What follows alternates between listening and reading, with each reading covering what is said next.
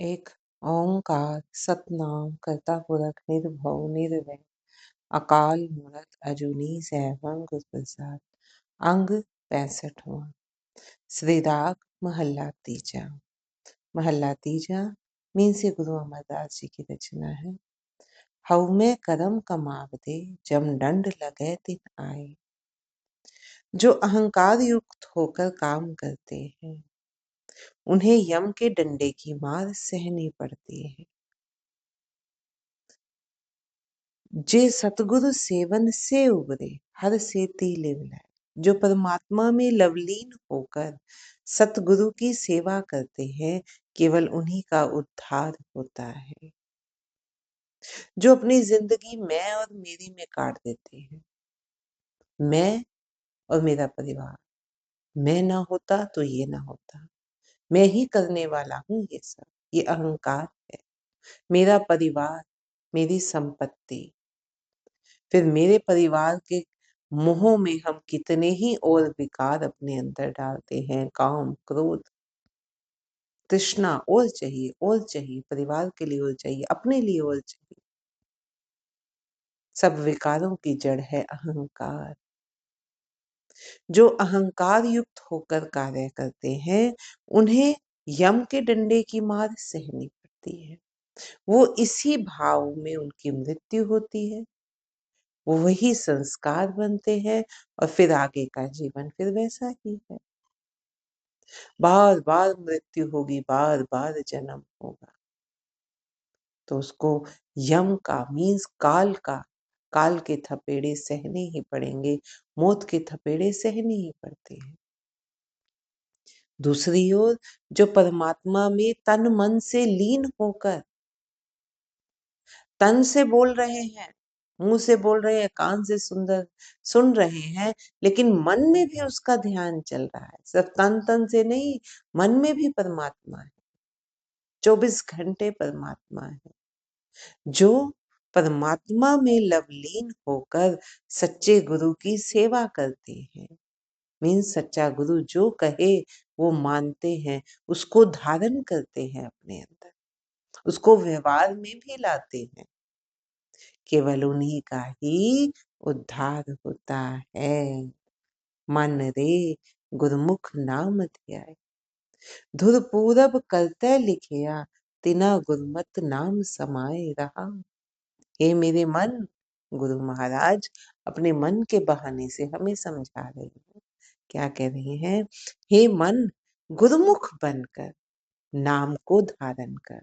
गुरुमुख बनकर मीन्स गुरु की ओर उन्मुख कर होकर जो गुरु कहे उसको मान, उसका मनन कर, बार बार विचार उसको मन में और फिर उसको धारण कर, उसको अपने जीवन में उतार,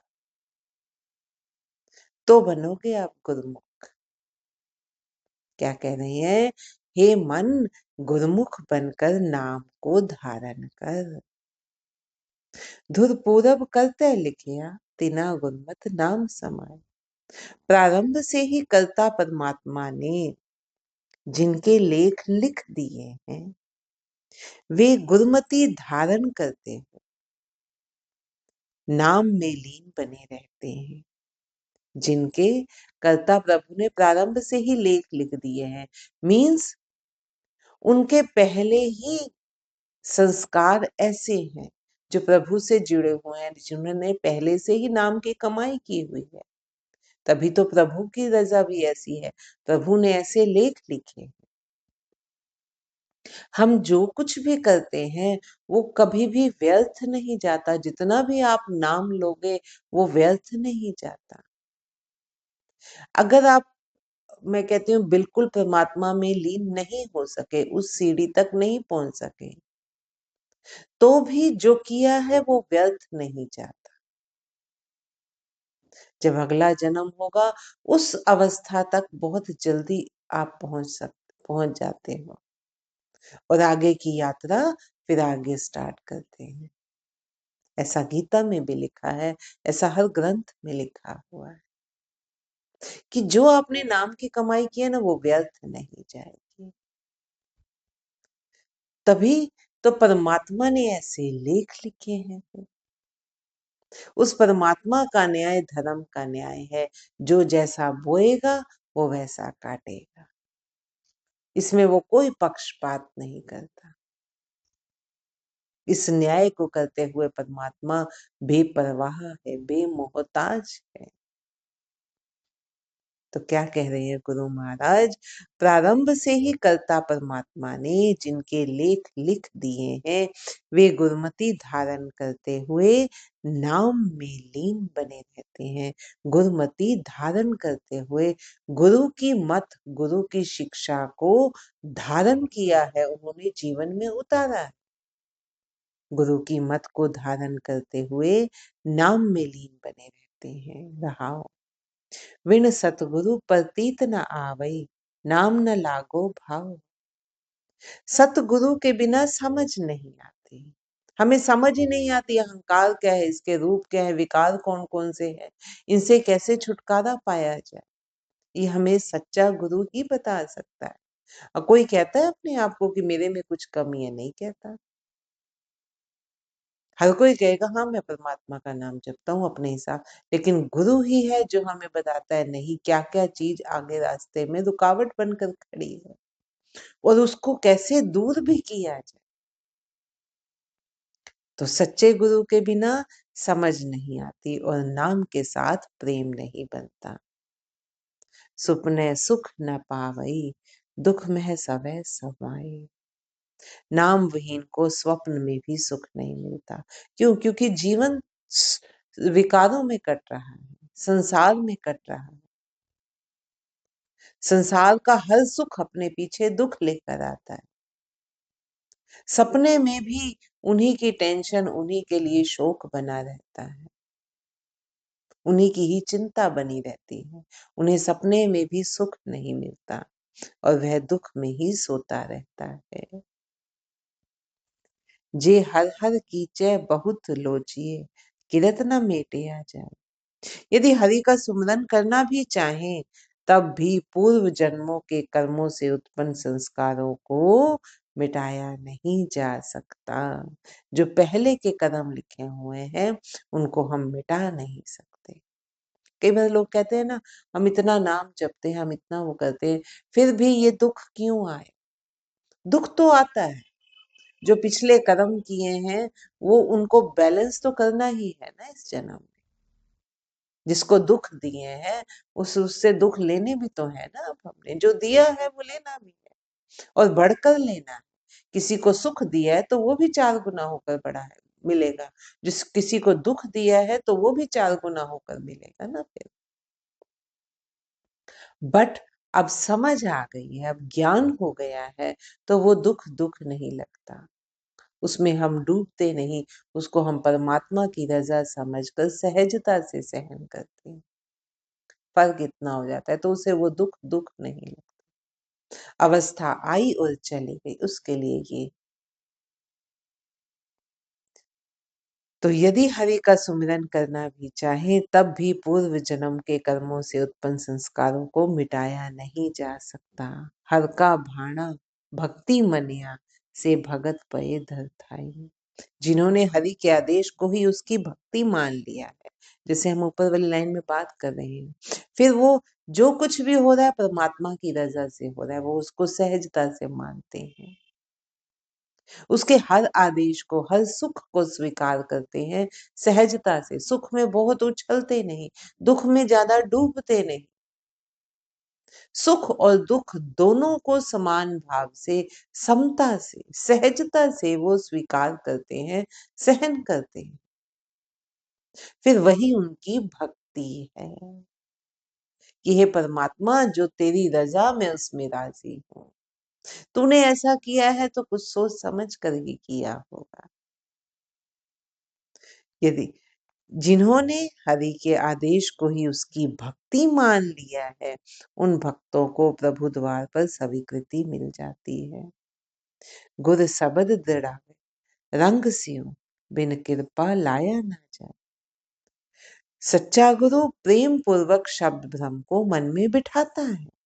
गुरु ने तो बिठा दिया, परंतु यह भी उस प्रभु की कृपा के बिना लिया नहीं जाता। अगर उस प्रभु की कृपा नहीं है ना, तो आप नाम जप नहीं सकते। प्रभु ने तो आपके अंदर बिठा दिया। आजमा कर देख लो। किसी दिन कहो कि मैं आज ना आधा घंटा बैठकर प्रभु का नाम स्मरण करूंगा। मैं आ गई ना जब, आप आजमा के देख लेना, उस आधे घंटे में आप जाप नहीं कर सकते। कोई ना कोई ऐसा काम, कोई ना कोई ऐसी अड़चन आएगी कि आपको लगेगा ओहो ये मुझे पहले करना पड़ेगा। तो प्रभु की कृपा के बिना नाम नहीं लिया जाता।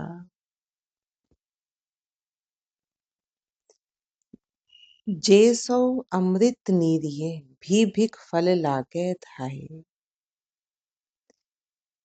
उसकी कृपा के बिना अमृत रूपी जल से सींचने पर भी विष के फल ही लगते हैं।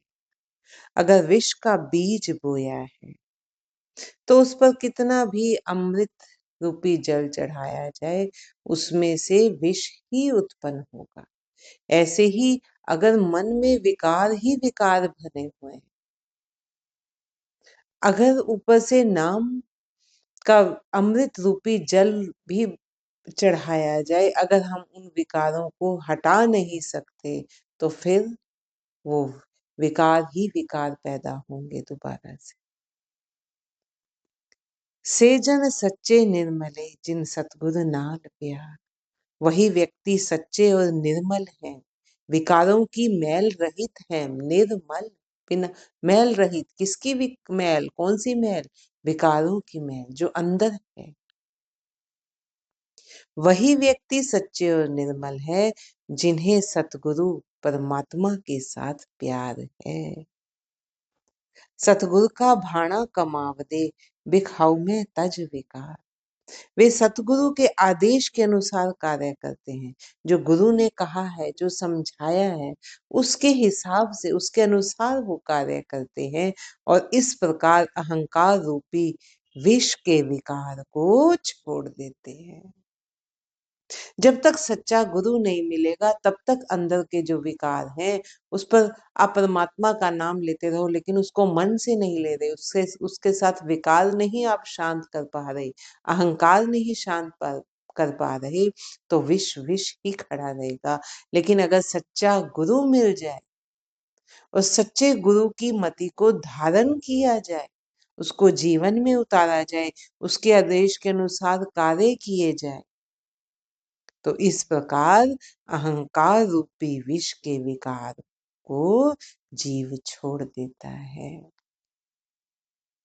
मन हट किते उपाय न छुटिए, सिमृत सासत साधो जाए।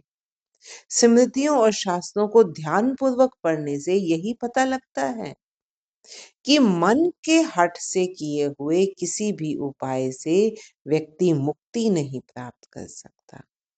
मन हट से हम कितनी ही कठिन साधनाएं कर ले, हम गुफाओं में जाकर बैठ जाए मन का हट कर कि नहीं मुझे करना है, मैं करूंगा, लेकिन सिर्फ हट करके परमात्मा को प्राप्त नहीं किया जा सकता। क्यों? क्योंकि विकारों से मुक्त नहीं हुआ जा सकता। वो हमने उनको दबा दिया है, जबरदस्ती दबा दिया। जैसे ही उनको मौका मिलेगा वो दोबारा बाहर आएंगे। एक उदाहरण लेते हैं छोटा सा, किसी को डायबिटीज है, हम बड़ा कॉमन सा एग्जांपल है, बहुत बार हम लेते हैं। एक तो उसको कहा गया कि तूने नहीं खाना, तूने नहीं खाना, उसका मन जब जब मिठाई, जब तक मिठाई नहीं आएगी वो नहीं खाएगा, जैसे ही मिठाई आएगी वो उस पर उसको खाएगा, चोरी से खाए, छिप कर खाए, लेकिन खाएगा। लेकिन अगर उसको समझ आ जाए कि ये मिठाई मेरे लिए अब जहर है, ये मुझे अंदर से गला देगी, बाहर से कुछ नहीं होगा लेकिन ये मेरे को अंदर ही अंदर ये विष का काम करेगी, मेरे ऑर्गन्स को गलाने लग जाएगी। जब ये बात समझ आ गई, फिर वो विकार छूट जाएगा। फिर उसके आगे 10 मिठाइयां भी रख दो, कोई भी मिठाई पड़ी हो, उसके में हमें पता चल जाए कि इसमें जहर मिला हुआ, आप खाओगे? नहीं खाओगे। चाहे कोई जबरदस्ती भी खिलाए तो भी आप नहीं खाओगे। ऐसे ही उसको समझ आ गई है कि अब मीठा मेरे लिए जहर है। उसके आगे आप 10 मिठाइयां रख दोगे तो भी वो नहीं खाएगा। अब दोनों बातों में फर्क हो गया ना। एक तो मन के हठ के कारण रुका हुआ था, जैसे ही मौका मिलेगा वो देखेगा कोई नहीं देख रहा मुझे, वो खाएगा। ऐसे ही विकार है, अगर हम उन्हें हठ से दबा देते हैं तो वो मौका मिलते ही बाहर आते हैं। एक होता है ज्ञान का प्रकाश हो गया, उससे प्रकाश होने से, ज्ञान होने से आपने सहजता से उसको छोड़ा है, बिना किसी हट के, समझ कर, बूझ कर उसको छोड़ा है, विकार को त्याग दिया है, फिर वो आप पर हावी नहीं होगा कभी भी। तो क्या कह रहे हैं गुरु महाराज? स्मृतियों एवं शास्त्रों को ध्यान पूर्वक पढ़ने से यही पता लगता है कि मन के हट से किए हुए किसी भी उपाय से व्यक्ति मुक्ति नहीं प्राप्त कर सकता, विकारों से मुक्ति नहीं प्राप्त कर सकता। जब तक विकारों से मुक्ति प्राप्त नहीं होगी, जन्म मरण से मुक्ति प्राप्त नहीं होगी। मिल संगत साधु उबरे, गुर का शब्द कमाए। सत्संगत में मिलकर ही शब्द गुरु के अनुरूप जीवन ढाल कर ही व्यक्ति का उद्धार होता है। हर का नाम निधान है, जिस अंत न पा रहा। प्रभु का नाम वह खजाना है जो अनंत है, जिसका कोई और छोर नहीं। गुरुमुख से ही सोह दे, जिन कृपा करे करतार। वही गुरुमुख सदा शोभायमान होते हैं, जिन पर प्रभु कृपा करता है। नानक दाता एक है, दूजा और न कोई। ये नानक, दाता प्रभु एक ही है, उसके अलावा अन्य और कोई नहीं है। गुरु प्रसादी पाइए, कर्म प्राप्त हुए। गुरु की कृपा और अच्छे कर्मों के द्वारा वह प्रभु प्राप्त होता है। नानक दाता एक है, दूजा और न कोई। गुर प्रसादी पाइए, कर्म परापत हुए।